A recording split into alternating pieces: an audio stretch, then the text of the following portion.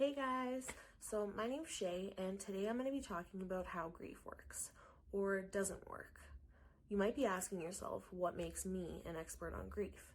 And the answer is nothing. I don't have any formal education or training about grief or grief counseling. This is based on my own personal experience and what I've gathered from research online.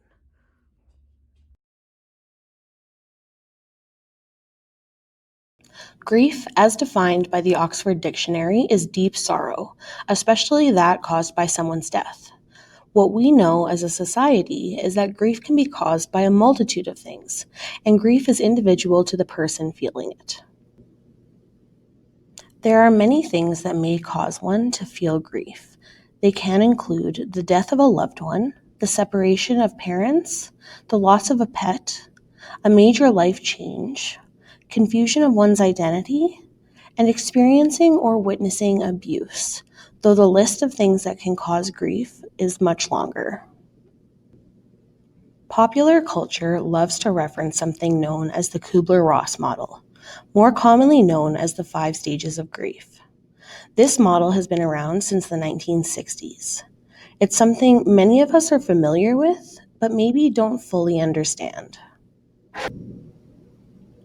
The idea behind the Kubler-Ross model is that humans feel grief as a linear process, that grief happens in sequential stages, meaning that you start at stage 1, moving through stages 2, 3, and 4, and finishing at stage 5.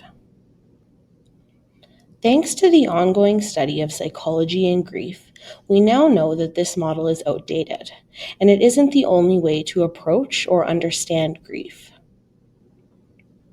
According to Sidney, there are 4 major components of grief that show up in various forms depending on the person and the unique circumstances of the loss. The components of this model are separation distress, traumatic distress, guilt and regret, and social withdrawal, all of which can be felt at different times, in different orders, and all at once, or none at all.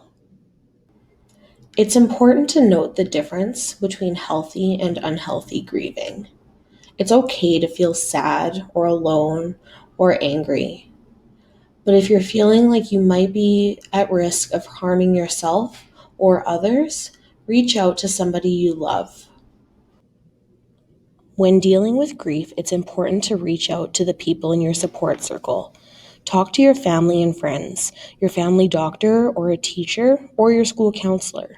Let them know what's going on and that you could use extra support in this time. As difficult as grieving can be, it can be just as difficult to watch someone we care about grieve. And there are many ways to support someone who is grieving, keeping in mind that grief looks different for everyone. The best thing we can do as supporters is listen and let that person know that their feelings are valid. The most important thing to remember is that you are not alone.